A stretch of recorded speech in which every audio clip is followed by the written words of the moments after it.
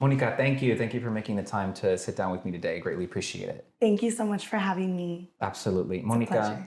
thank you. When did you first have a relationship with music? Do you remember what those first memories were? Yeah, I mean, growing up, music was always in my life, whether there was music playing at my house, my parents were listening to music, my siblings were very involved in music, always were listening to music. And those were like my very first memories. What sort of music were your siblings listening to and your parents listening to when you were a kid? All sorts of genres. I mean, from mariachi to classical to jazz to rock, all types of genres. Yeah. I felt like that's how I got my musical taste. Do you remember what sort of styles, what sort of genres caught your attention at the time when you were a child? Yeah, I've always loved classical music. I've Mhm. always loved classical music and jazz really caught my attention. Mariachi, of course. What was it about jazz in particular that caught your attention? Jazz, I've always loved jazz. I don't know.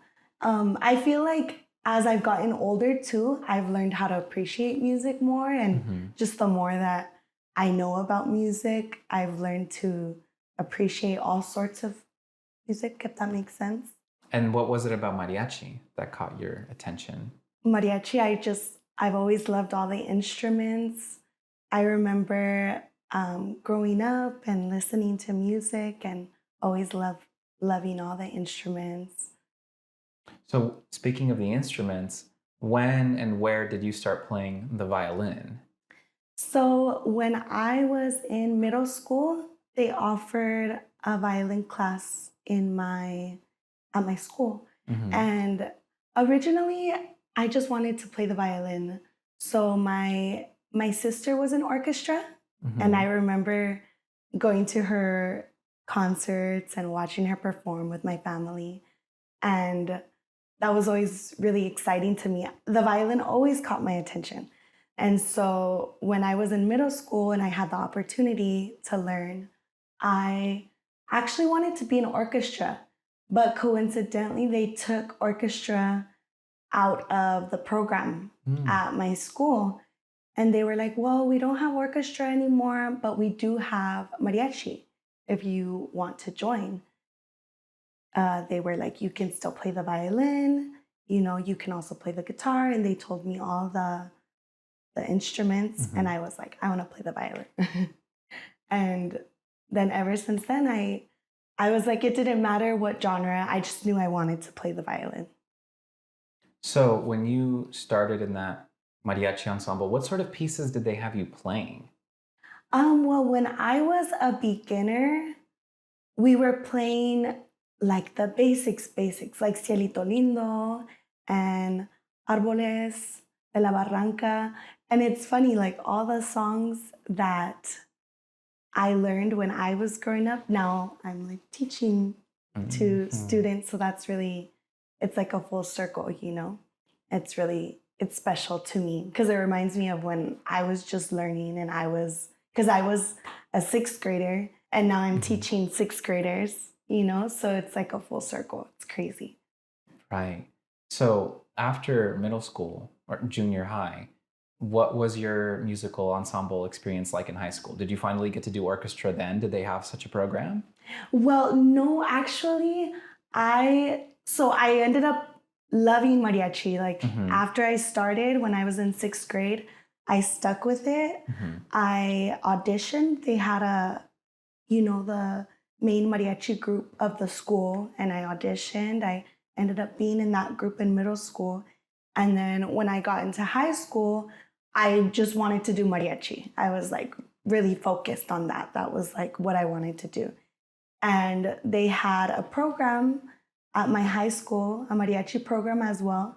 So that was awesome. I got to join that and I had so many great experiences. I got to travel. I did so many amazing things. I learned so much.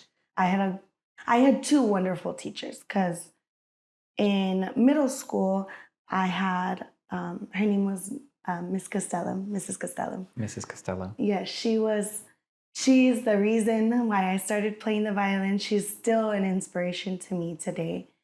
I love her so much. I always was like, I want to be just like her. and and then when I got into high school, my teacher was Jose Gonzalez, and he was also amazing. He taught me so much. I learned so much from him. He was a great teacher. You said you had so many great experiences and that you traveled Yeah. a certain amount. Where'd you go? So, and I was in middle school, I went to Florida. I performed in Disney World. What? That was so crazy. Yeah, I was a seventh awesome. grader and I was all nervous. But we went to Florida. I'll never forget that, like core memory, you know? It was amazing. And then in high school, I went to Europe twice with the mariachi. So that was. Where in Europe did you go? I went to Italy. We went all over. It was kind of like a mini tour that we went on, and we backed up a folklorico. That was awesome. And yeah, it was core memory, a lifetime experience, you know, because you never know when you'll get to travel there again, you know. And then I got to do what I love the most, you know. It was very special, very special. I'm very curious about how the audience responded in Europe to mariachi music. They loved it. They loved it so much. Yeah, it was amazing to see all the different types of people and how much they love the culture. And, you know, we got to show that. And being so young, I felt like I really took it all in, being really young and all the way over there and doing music, you know, it was crazy to me. So it was amazing, yeah. When you graduated high school, did you have an idea of where music would and could take you? What did that look like? Yeah, so when I was in high school, I joined a community group, and there it was all different ages of people. I met a lot of great people, great musicians. A lot of them were older than me. I think I was the baby. And there I learned a lot. And we also traveled, went to conferences. That's when I went to like the Tucson conference, Albuquerque. You know, I got to experience that, which was really cool for me to see that. And then my director, Jose Gonzalez, had his mariachi, his community group mariachi. And he asked me so it originally formed in California, I believe, because he's from here. His but group? Then, yeah, okay. Mariachi Nuestras Raíces. And then he moved to Las Vegas and formed a new generation of his group. And that's when I joined his group. And that's when I feel like I knew that that's what I wanted to do. I mean, I knew that that's what I wanted to do since I started playing, I feel like, when I was even younger than that.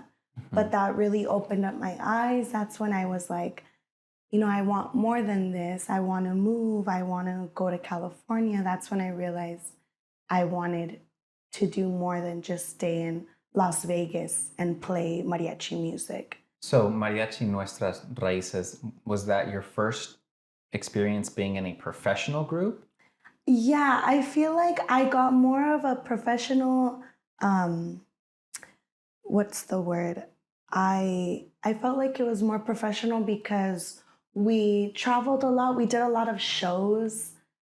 It was really, really awesome. I feel like I experienced a lot, you know? That's when I went out to gig more and I learned how that world was like, because the gigging life is so different than like performing, you know, being on stage, when you're at like backyard gigs and birthday parties, you know, it's a whole different world. And I feel like it taught me a lot to it prepared me for moving out here, like the more like the real world. So what did you learn from those backyard gigs and the traveling? What was so different about the professional mariachi experience?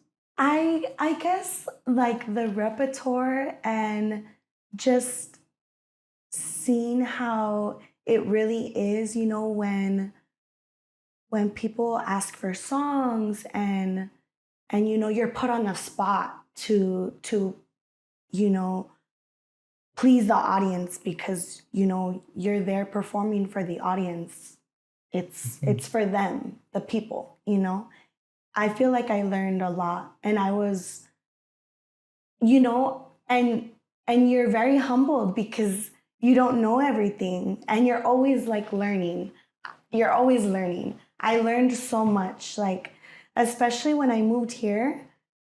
I was like, you know, I think I'm ready to like expand and I want to learn more and I felt more prepared and I moved here and I felt like I was very humbled because you're always learning and you never stop learning. To this day, I feel like, you know, you don't know everything. You don't know every song. And there's so much music. There's so much music. It's crazy. You're like, they ask for songs and you're like, I've never heard of that song in my life. And then you perform it and you're very humbled because you're put on the spot, you know? How do And you do that? How do you perform a song that you don't, that you're not familiar with? So if one person, as long as at least one or two people know it and the rest of the musicians can follow, I feel like you can get through it, if that makes sense. But it's not easy, you know, it's very difficult, but it's all a learning experience, you know. I'm still learning to this day. Stuff like that still happens to me to this day, you know. So how old were you when you moved out here? I don't know if you want to say. Yeah, so I was 19 years old.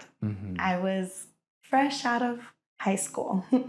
Yeah, and I knew that I wanted to move over here.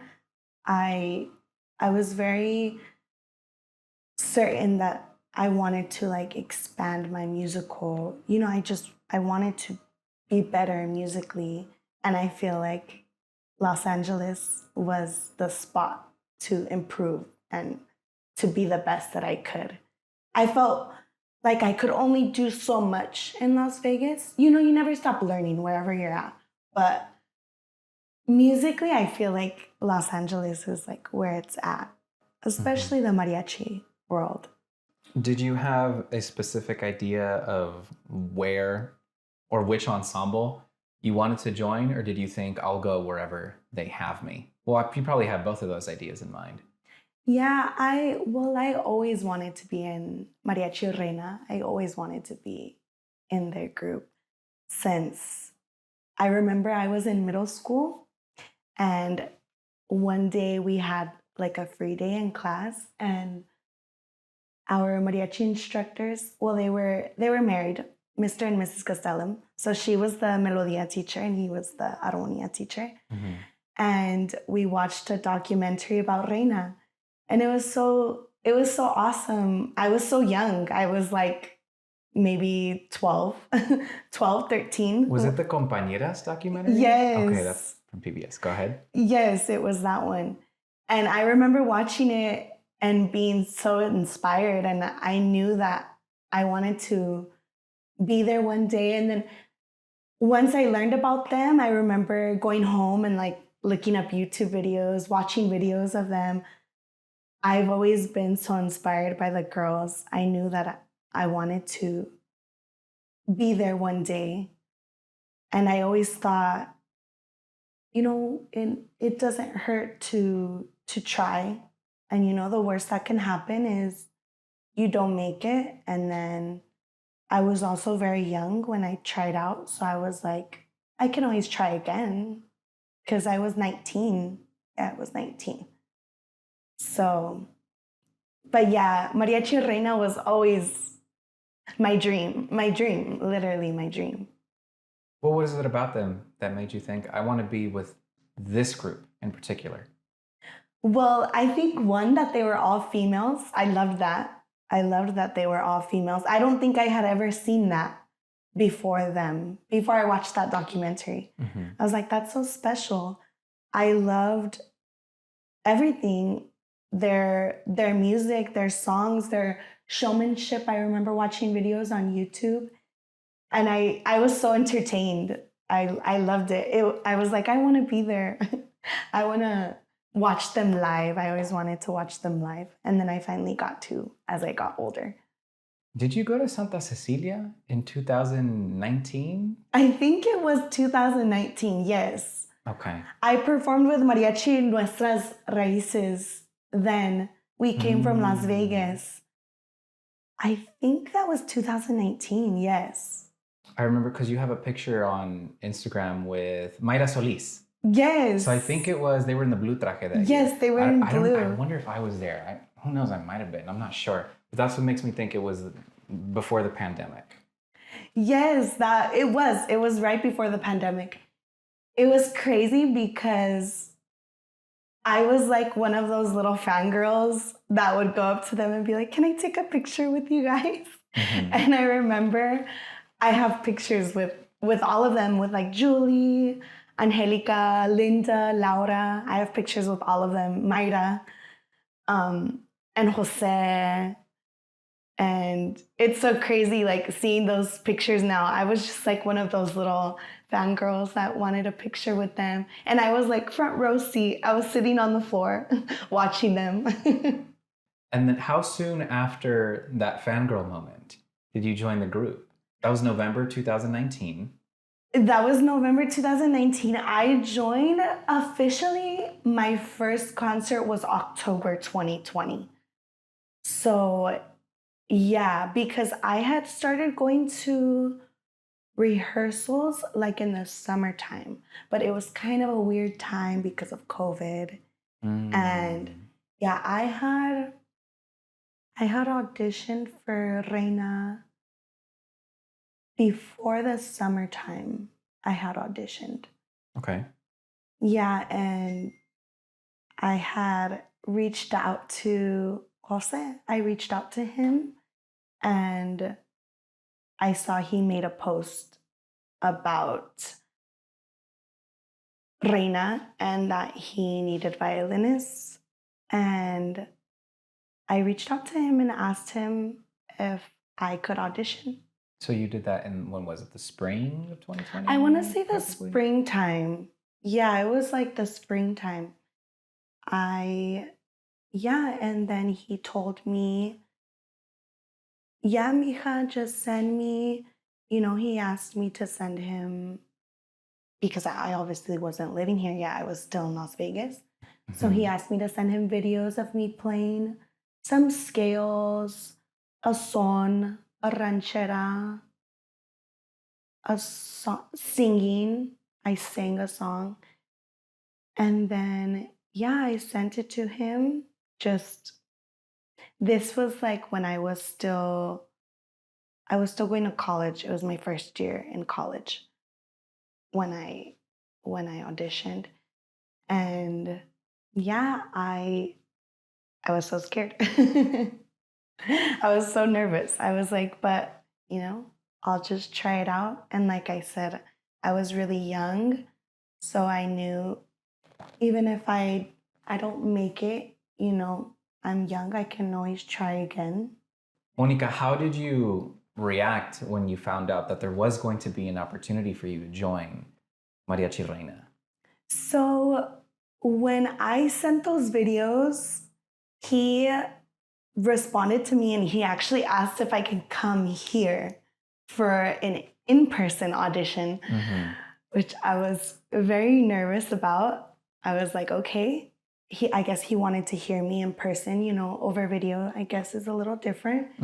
And so I went to the Heritage when it was still in El Monte. The Heritage Society offices? Yes, Okay. in El Monte. And him and Laura Peña were there. And yeah, I auditioned kind of the same things he asked for. He asked for a son, a ranchera, some scales. I sang for them. And then that was it. I made a day trip to Los Angeles for that. And then I went home. I think I heard back from them about a week later.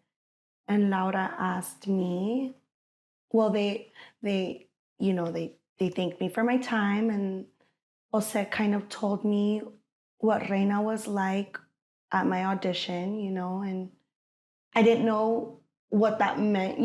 I think he needed some time because I'm sure he was auditioning other girls as well. So he needed time to make decisions and stuff like that. And then they got back to me a week later, and Laura asked me to do a gig here in LA. And yeah, she sent me a lot of recordings of Reina repertoire, and I learned everything by ear. It was all voice recordings. And then I made a trip to LA to do that gig. And after that, I guess that was like my third part audition. And then after that, they were like, okay, she passed. And then they reached out to me and I started going to rehearsals. My first rehearsal, they gave me a purple traje and Jose welcomed me, and I felt it was crazy. I couldn't believe it also.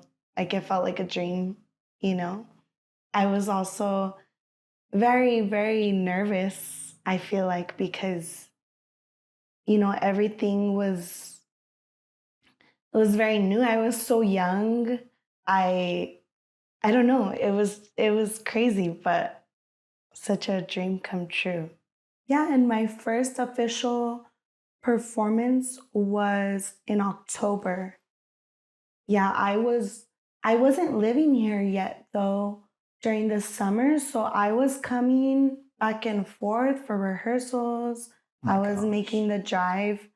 Sometimes I would stay, but I don't have family here. And so when I would come for rehearsals, I would get like a hotel or a room, or sometimes I would just come and then drive straight back home, depending on how I felt, if I was really tired. But for a while I did that for about like maybe a month or two. And then I made the move in May. Made 21? Of 2020. Oh, 2020. Okay. Yeah. Sorry. Yeah, so like June and July, I was going to rehearsals, and then I made the move in May. I remember like the beginning of May. And then, yeah, so I moved here May of 2020. My first performance was October 2020. It's crazy. It was like last year. Do you remember where that first performance was? The venue, the repertoire? Yes. So it was actually in Cerritos, I believe, and it was a virtual concert. So since it was COVID time, it was crazy. So we were rehearsing for weeks for this virtual performance that was going to be online, but it was all live. And so I remember we performed, Sol performed, and divas were also there. And so it was all online. I'm not sure if you've seen that, but yeah, that was really nerve-wracking too, because it was all live, so any mistakes and all of that was, it was very raw. Very raw. But it was awesome. I feel like I didn't get the full experience of because since it was virtual and there was nobody really watching, I mean, other than Jose and all the cameras, and you know, there were some people watching, but it wasn't like an audience. And so I didn't get that until we had a performance in Arizona. I believe it was Scottsdale. Yes, Romina has told me about this. It was Scottsdale, Really? Arizona. Yes. Yes. That was your first performance, or Reina's first performance post-pandemic with an audience. With an audience. Yes, it was mine and Ellie Garcia, our first performance, the bass player. The first in person with, okay. Yeah, and that was amazing. I remember being so nervous, and then, you know, I got to also experience traveling with the girls, and that was fun. You know, I feel like I just remember being, I don't know, it's been so long too that I'm like, it's crazy. It was just, I don't know. It was crazy to me. The audience, and I had never, it was so big to me, you know? It was so big.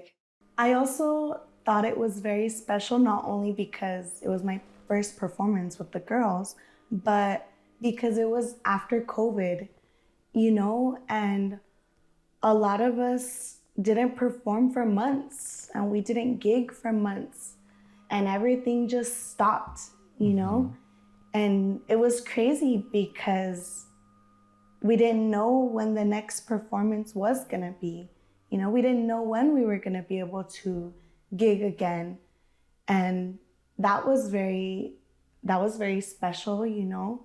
I think for us and for the people in the audience watching a mariachi, being there, being present, being able to be around each other, you know, that was all very, very special. Not only because it was my first performance, but just the timing, the way the world was, you know. I never thought I'd be going through something like that. I don't know about you, you know. No. So that was very, very special too. I feel like that's also what made that performance a core memory of mine. Do you think that the audience was particularly like, oh my gosh, it's been so long since we've been able to cheer at something like this? Did they respond in a very raucous way? Well, they did. They actually, we got a lot of feedback that they were so happy to see us. They were so happy to see, you know, all the girls back, and that it was so crazy, you know. Everything just stopped, and being able to perform, and then for that many people, you know, it wasn't huge, but I remember it being pretty big. Was it like one seat would be left empty and then a person would sit and then one seat would be left empty? Was it kind of like that, or? No, I remember it was pretty full. I don't remember if it was a sold out show. I don't remember that. But I just mean as in venue wise, it was not like the biggest venue, but it was pretty big. What is traveling like? What's it like being with your compañeras for hours, for days even, on the way to these events? It's great. I feel like it's really helped us, like our bond has became stronger because of that, you know. We're around each other. We get more comfortable with each other. I feel like I've definitely gotten more comfortable with the girls over the past 5 years, you know. I feel like I was very shy, and I'm just a shy person as it is. It has nothing to do with anyone, it's just me. But now I've opened up more, and it's fun though. I always have a great time traveling with the girls. It's fun. It's like you get to travel with all your sisters and you have girl time and girl talk. And I grew up with brothers, so I never really I have one sister, but she's the oldest. And so we're very, in age, we're very far apart. Mm-hmm. So being around all the girls, it's like I have a bunch of sisters, you know? It's very special to me. I love having my girl time. I feel like it's needed. Good for the soul. Absolutely. And so the next thing I wanted to ask about was rehearsals. I've seen Jose run rehearsals, and I'm always struck by how much he has to say. There's never a dull moment with him in those rehearsals. So what's it like for you to not just witness that, but participate in that? Yeah, rehearsals, I feel like when Jose is there, they're so productive. I mean, I've learned so much. And like you said, he always has something to say about everything, which is great. I love that, you know, we'll be playing a song and he'll stop us and be like, let's try it again, or let's do this here, or let's fix this. I love that. I love that he does that. And yeah, they're very productive. I mean, I feel like we always get a lot done, you know? We're always improving, trying to sound better as a group, as a whole. And personally, I feel like rehearsals also motivate me to always be better and be on top of it, because you know, you want to go to rehearsals prepared and give off a good impression, and so people know, like, you know what you're doing and you've been practicing and you're there for a reason, you know. And then how much of how Jose teaches you do you take with you in the classroom, because you teach as well? I feel like Jose is very particular with what he wants, you know, and how he wants the group to sound, and which is great. I love my students. It's just kind of a different environment, you know, because I'm with younger students. I'm with the babies, and so I'm very patient. I have a lot of patience to work with younger students. I work with, well, when I started teaching elementary kids, and it was just guitar and just singing. And I'm not even a guitar player. So I know the very basics, you know, enough to teach, but that was very, very new to me. And, you know, they're very young, and I always loved teaching younger kids. And now, over the years, I started teaching middle schoolers. So now I teach 5th, 6th, 8th, 7th, and 8th graders. 5th, 6th, 7th, and 8th. Okay. Yes. And I love it. I feel like the students also are a little bit more engaged, you know, because when they're younger, they tend to, you know, they get distracted easily, and you gotta take breaks, you know, or else they'll start getting antsy and start moving a lot. But now with the older kids, they're very good. They're very good students. I mean, I love my kids. I love my job. I love what I do. And like I said earlier, it's crazy because when I started mariachi music, I was in 6th grade, and now I'm teaching 6th graders. So it's like a full circle. Do you see yourself in them? Yes, I do. I do, a lot of them. And yeah, I get like all emotional because I mean, I love my job, and I feel like the students really keep me going. And, you know, I look forward to going to my job, you know, every day and seeing them, and that they want to be there and they want to sing. And Miss, when are we going to take our instruments out? Miss, when are we going to play violin? Like, they want to. And I remember being younger, and that was what I looked forward to. I looked forward to going to mariachi class. When I was in high school, sometimes I wouldn't go to class, and I would go to the mariachi room and just get my instrument because I just wanted to be in there. I didn't want to be anywhere else. How often do you have a group of students? Is it like a semester by semester thing, or is it like a whole school year, like a very traditional class? So I teach in El Monte for the district of El Monte, and I teach the whole year. So from August to about June or the end of May. So it's very special too because, you know, the kids, they get used to you and they get used to seeing your face. And I get used to seeing all their faces every day, you know, and I love that. Are the classes mixed? Is it like 5th, 6th, 7th, and 8th? Is it by grade level? How is it structured? I'm so curious as to how the classes are structured. So in that district, it is 5th to 8th graders. I mean, the other districts are a little bit different. Some are just elementary students, like kinder to 5th. But what I teach is 5th to 8th. And they're all mixed students. So we get little babies, like the 5th graders. And then we get the kids that are about to go to high school, you know? So we have a lot of different ages. And how much progress are you able to make in a semester, for example? How much are you able to teach the kids? I feel like a good amount. And then I work with a coworker. So I'm the melodia teacher and he's the armonia teacher.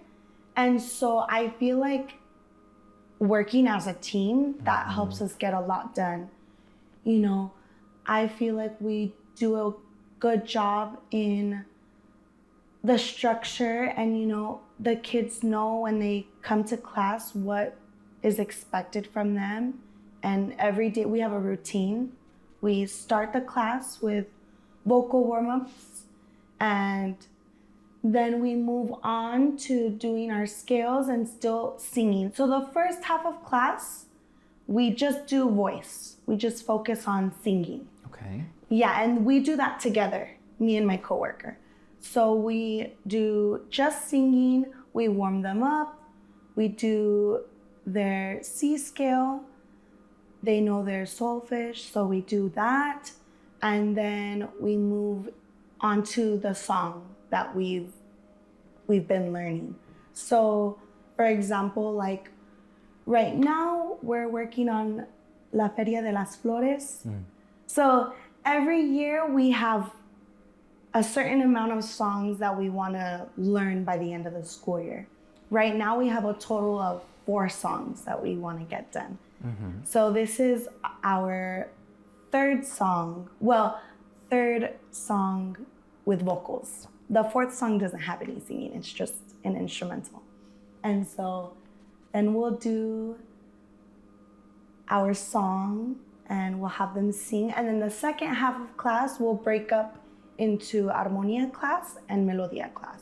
And then that's when we get our time. I work with the violin players and the trumpet players.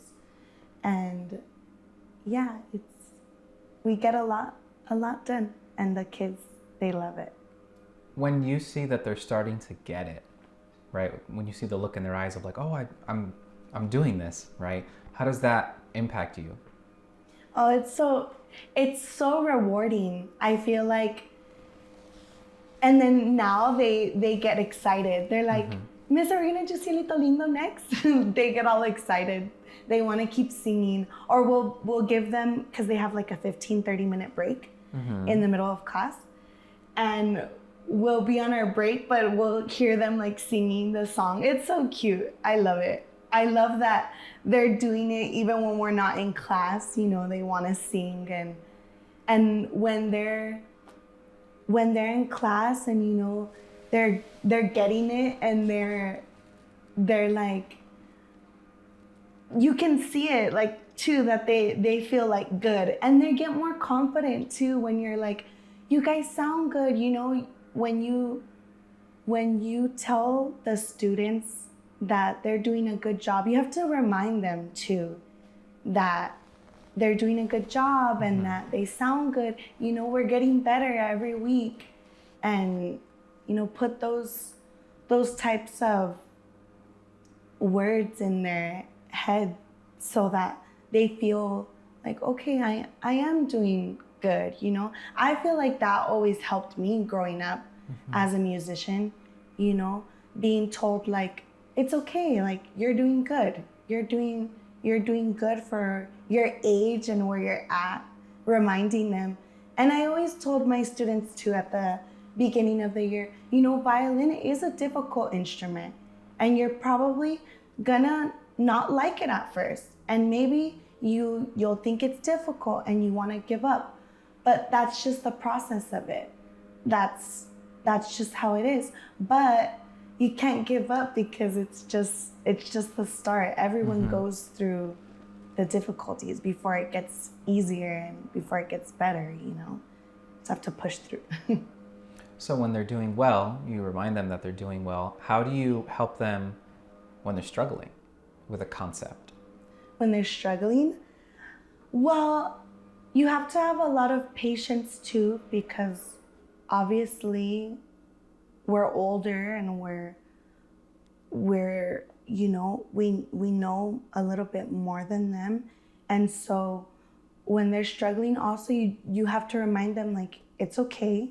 And sometimes you have to break things down, and maybe you're going at too fast of a tempo and they can't get it as fast as the others, and that's okay. And so sometimes I'll take a minute and I'll be like, let's take a 5-minute, everyone practice individually, practice your parts.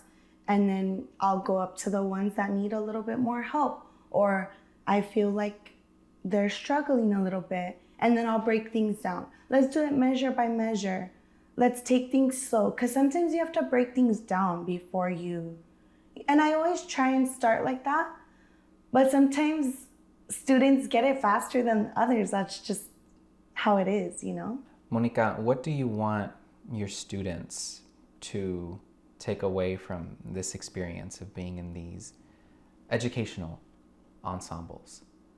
I want them to be inspired to continue playing. You know, I hope next year I see some of their faces again. I want them to come back. Just like how when I started playing, and I knew when I was in 6th grade, I was like, I love this. Like, I want to keep playing. I want to do this when I'm in high school. And it's nice. Some of my 8th graders, I'm like, are you going to continue music? Not even mariachi. Even if it's not mariachi, that's fine. Because not everyone sticks with it. Maybe they want to be in band, or maybe they want to be in orchestra, or do something different. But I always encourage them to continue music, whatever it is that they decide that they want to do. And it's nice when you hear them, no, miss, I want to keep playing the violin. Oh, I think I'm going to play band in high school. That's nice to hear, you know. I want them to all feel inspired, you know, and we show them videos too of like Mariachi Reyna and Mariachi Sol de Mexico, and we show them videos of the bigger groups, you know, and then they get all excited, and then they're like, miss, that's you? You look so different. How does that make you feel when they say that? In my suit, because like sometimes I don't go all glammed up, you know, red lipstick and my hair done and earrings on and outfit done, you know? And so I'm like, it's okay, I know. No, they're so funny because they're so honest. Yes, they are. Students are so honest. So honest. It's funny. I'll go to school sometimes, you know, with just like a little bit of makeup on. They're like, miss, are you tired today? I'm like, yeah, just a little bit every day. No, but in all seriousness, it's so funny because they get excited, like seeing their teacher on the screen. On the screen. They're like, that's you? That's so cool, miss. All the little girls, they love the pink. They're like, I want one. and they get all excited. So I love it. It makes me really happy. It makes Your heart full. my heart full, exactly. Do some of them not know that you're in Reina de Los Angeles until you tell them? Yeah, I mean, at the beginning of the school year, we always introduce ourselves, you know, we tell them what we do and what groups we play in, you know, but I don't think they don't really know, or they don't really, until they see. That's why we have to show them videos, you know, we have to show the kids, this is what mariachi music is. Look at the stage, look at their outfits. And then we ask them, what do you notice, or what do you like about the performance, you know? And I feel like once we show them videos, that's when they're like, yeah, we like this. You know, they get all excited. They're like, when are we gonna get suits like that? No, I mean, right now, no, they don't. They wear their black and white. They get little moños. And sometimes I'll give the girls the little hair moños. Yeah. Okay, so then you want them to continue their musical journeys then, in however possible. Yes, exactly. I think no matter what, as long as, because music is so special, you know, and I feel like it brings people together, and, you know, it's nice seeing your students like become friends over the school year because of music. Like now, I had some students that were so quiet at the beginning of the school year, like in August, and I see myself in them. Because at the beginning of the school year, I remember when I was younger, I was very shy, and I only I was just by myself. I didn't really talk to anyone. And then, you know, you get comfortable, and then you see students practicing together. You know, I love to see it. I see myself in them, and it's so special. So special.